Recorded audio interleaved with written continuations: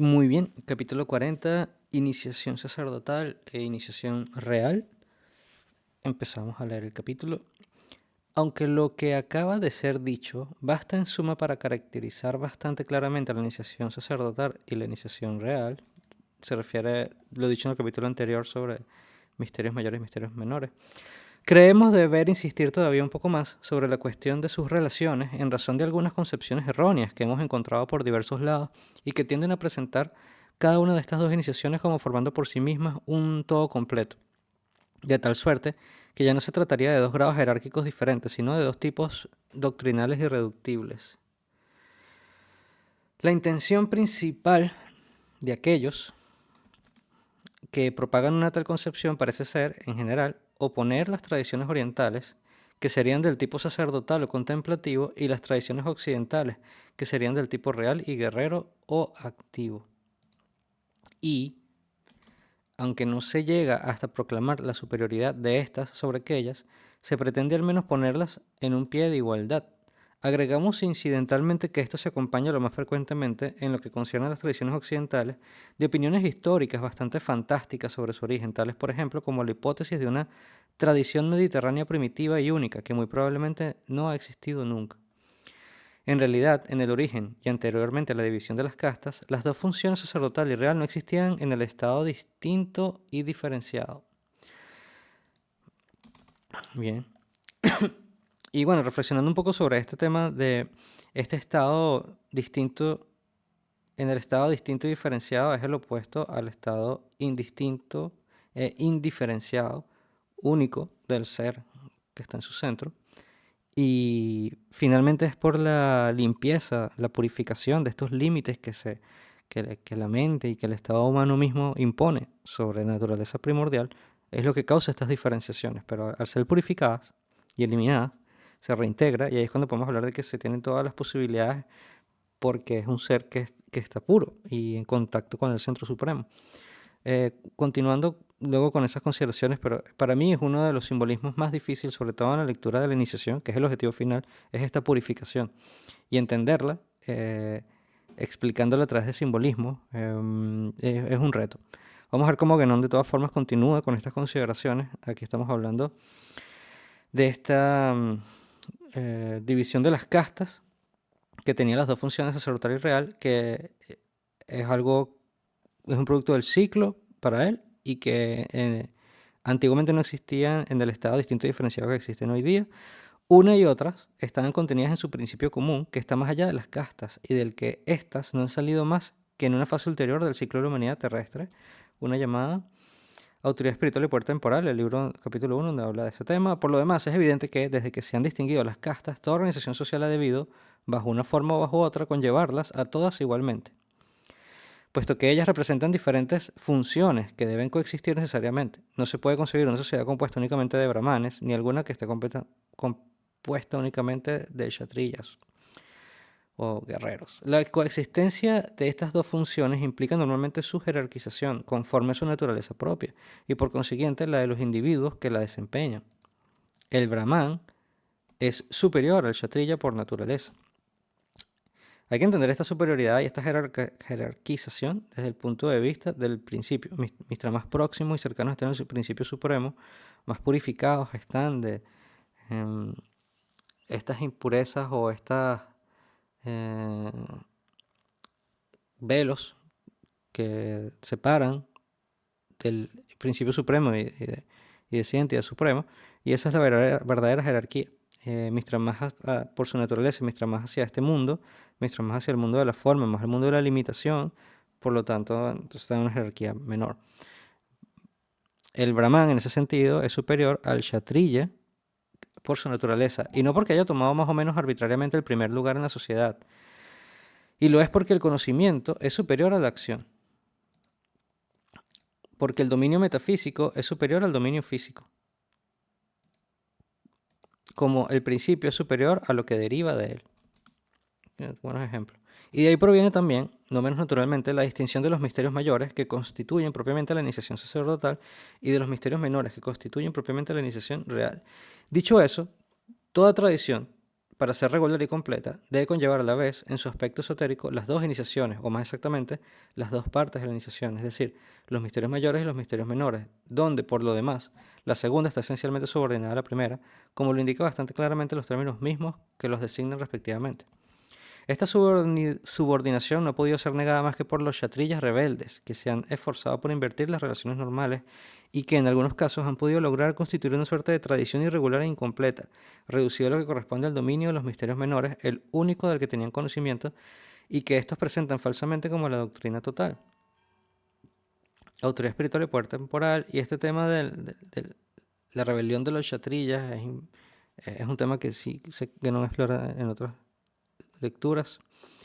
Pero sí, tiene básicamente que ver con los guerreros o la realeza imponiéndose sobre la autoridad espiritual. Lo que habíamos hablado de nuevo, por ejemplo, del ejemplo de Napoleón, esa em, nota histórica. Pero bueno, continuando. En un parecido caso únicamente subsiste la iniciación real, por lo demás, degenerada y desviada por el hecho mismo de que ya no está vinculada al principio que la legitimaba. En cuanto al caso contrario, aquel en el que solo existiría la iniciación real, es ciertamente imposible encontrar en ninguna parte el menor ejemplo de ello. Eso basta para poner las cosas en su punto. Si hay verdaderamente dos tipos de organizaciones tradicionales e iniciáticas es porque una es regular y normal y la otra es irregular y anormal, una completa y la otra incompleta. Y es menester agregar incompleta por arriba. No podría ser de otro modo, y eso de una manera absolutamente general, tanto en Occidente como en Oriente. Ciertamente, en el estado actual de las cosas al menos, como lo hemos dicho en muchas ocasiones, las tendencias contemplativas están mucho más ampliamente extendidas en Oriente y las tendencias activas, o más bien actuantes en el sentido más exterior, en Occidente. Pero, a pesar de todo, en eso no se trata más que de una cuestión de proporción y no de exclusividad. Si hubiera una organización tradicional en Occidente, y queremos decir aquí una organización tradicional integral que poseyera efectivamente los dos aspectos esotérico y exotérico, debería conllevar normalmente, así como ocurre con las de Oriente, a la vez la iniciación sacerdotal y la iniciación real, cualesquiera que fueran las formas particulares que pudiera tomar para adaptarse a las condiciones del medio, pero siempre con el reconocimiento de la superioridad de la primera sobre la segunda. Y eso, cualquiera que fuera por lo demás el número de los individuos que serían respectivamente aptos para recibir la una y la otra de estas dos iniciaciones, ya que en eso el número no cuenta para nada y no podría modificar de ninguna manera lo que es inherente a la naturaleza misma de las cosas. Una tercera llamada. Dice, wow, una llamada larga. Para evitar todo equívoco posible, debemos precisar que sería completamente erróneo suponer, según lo que hemos dicho, de la correspondencia respectiva de las dos iniciaciones con misterios menores y misterios mayores, y con los misterios menores y misterios menores, que la iniciación sacerdotal no conlleva el paso por los misterios menores.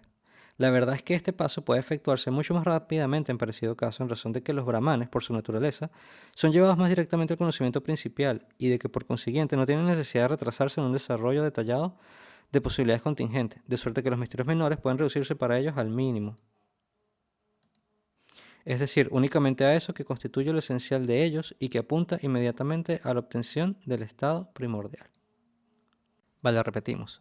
Ya que eso es el número no cuenta para nada y no podría modificar de ninguna manera lo que es inherente a la naturaleza misma de las cosas.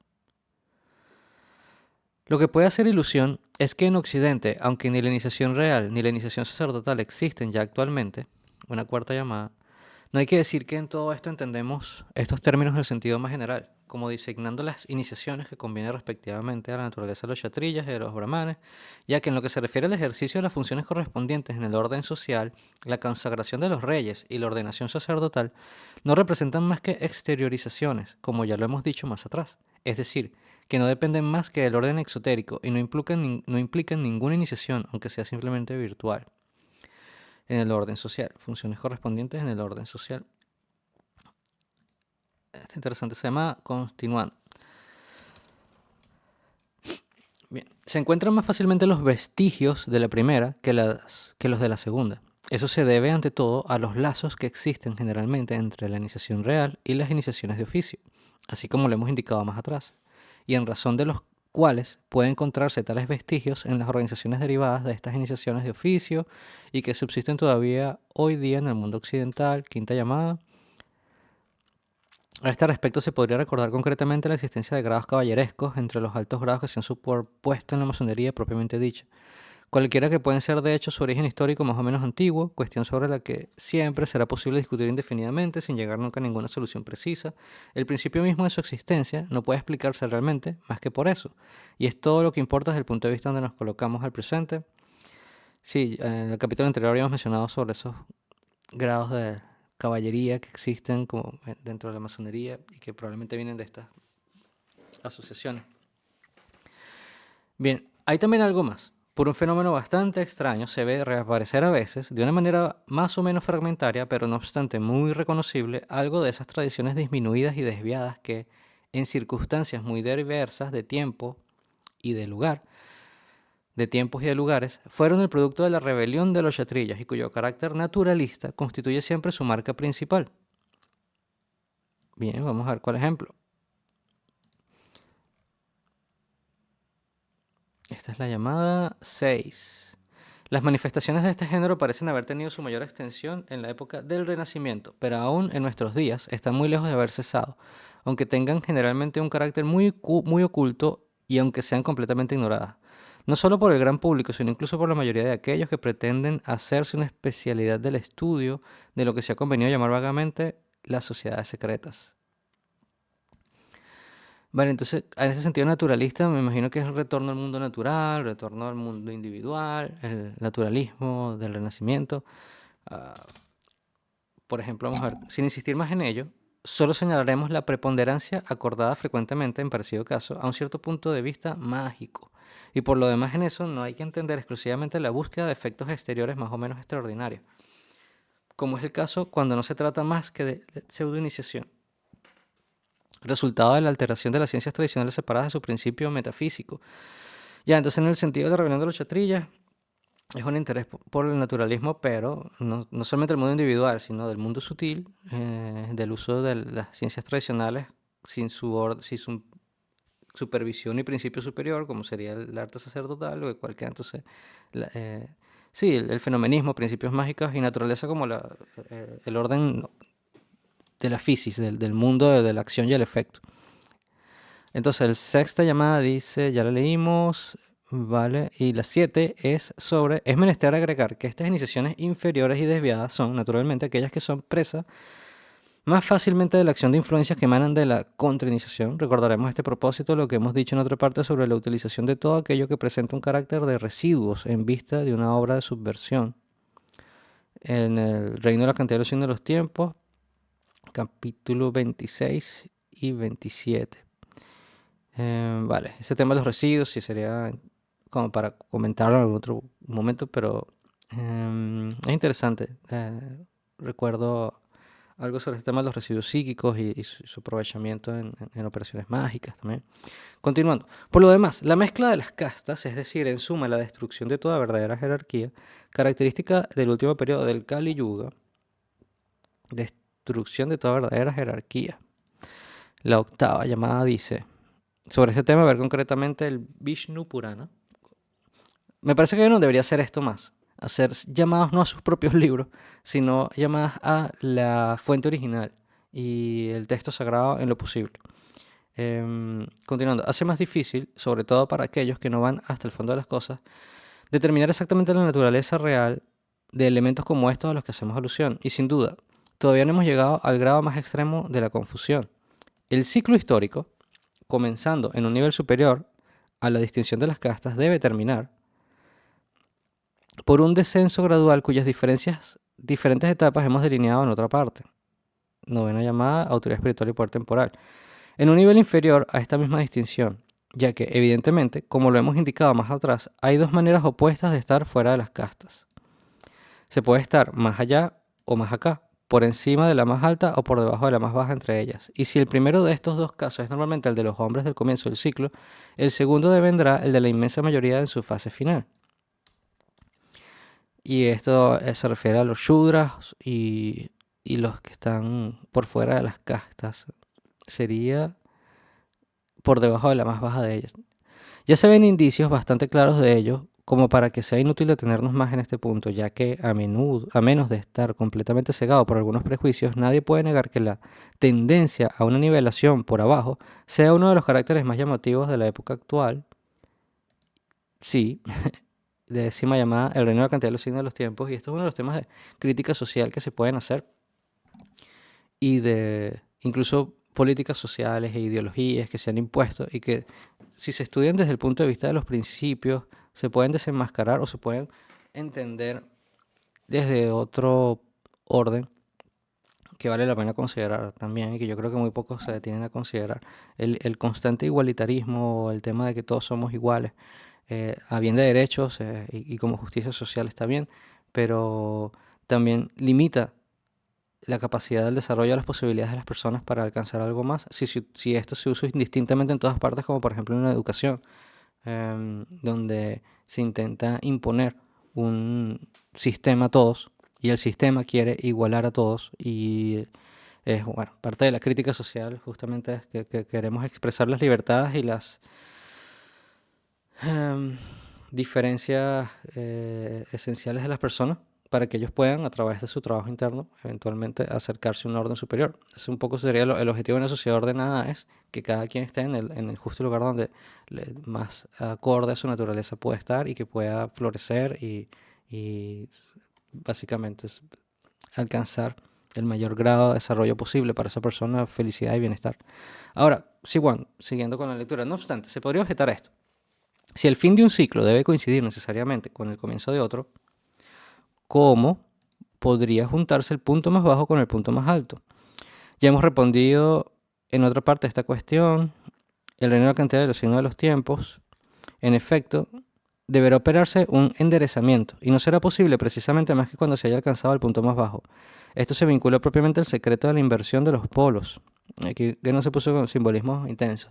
También tiene su libro sobre ciclos cósmicos, que va a más profundidad sobre el tema de justamente de los diferentes yugas y cálculos que hacen, que al final no son sino aproximaciones o eh, a veces son hasta números simbólicos. Continuando. Por otra parte, este enderezamiento deberá ser preparado, incluso visiblemente, antes del fin del ciclo actual, pero no podrá hacerlo más que por aquel que, uniendo en él las potencias del cielo y de la tierra, las de Oriente y de Occidente, manifestará al exterior, a la vez, en el dominio del conocimiento y de la acción, el doble poder sacerdotal y real conservado a través de las edades, en la integridad de su principio mímico por los detentadores ocultos de la tradición primordial. Aquí se está yendo hacia lo que, bueno, eh, lo que se ha hablado sobre el regreso de los grandes ordenadores, ¿no? El Kalki Avatar, el retorno de Isa, de Jesús, alayhi salam. Y bueno, esto es un tema para explorar en otra parte, pero interesante. Por lo demás, sería vano querer buscar saber ahora cuándo y cómo se producirá una tal manifestación, y sin duda, será muy diferente de todo lo que se podría imaginar a este respecto. Los misterios del polo, al-Asrar al-Kutubiyya, están ciertamente bien guardados y nada de ello podrá ser conocido en el exterior antes de que cumpla el tiempo fijado. Se puso, que no aquí, eh, a hacer sus predicciones. Esto está obviamente en la literatura de los textos sagrados. Esto puede ser una persona, pero también puede ser un proceso, puede ser una entidad colectiva, puede ser algo que yo creo que no tiene razón aquí en que será muy diferente de todo lo que uno se podría imaginar a este respecto. Yo lo dejaría hasta ahí. Lo que sabemos es que viene un enderezamiento y ese enderezamiento lo tenemos que hacer todos. Internamente el objetivo de estas lecturas siempre es la de purificar, encontrar un centro y la de trascender en lo posible. Los puntos de vista que están habitualmente impuestos hacia unos puntos de vista que son más trascendentales y más principiales y intentar posicionarnos en ese punto de vista para tener una visión más amplia de la realidad y del mundo y de nuestra propia vida interna. Continuando.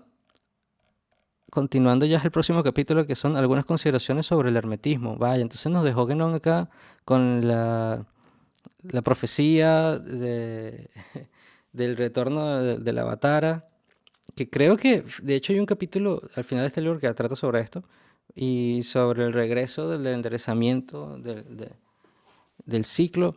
Y bueno, lo dejó aquí como una precisión, algo eh, sugerente, sin ir a mucho más detalle. Pero bueno, no era, el objetivo de este capítulo no era justamente explorar esto de los misterios del polo, sino sobre la iniciación sacerdotal y real. Básicamente, en conclusión, una misma iniciación con diferentes grados jerárquicos que tienen sus aplicaciones al mundo social y que el aspecto del conocimiento es superior a la acción. Yo creo que aquí lo resume muy bien cuando hace estas comparaciones finales.